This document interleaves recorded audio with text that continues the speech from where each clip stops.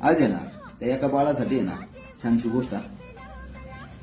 अरे बाळा, तुझ्या चिमणीला आहे ना आज आहे ना राणी म्हणतो ना, ती चिमणी आहे ना तुझी आंधी आमच्या झाडावर आहे ना बसून गेली. आणि हा, त्या चिमणीला आहे ना एक छान सवय ती तुला पुढे जाऊन समजा ना, तिला झाड आणि फांद्या आहेत ना चेंज करायची सवय.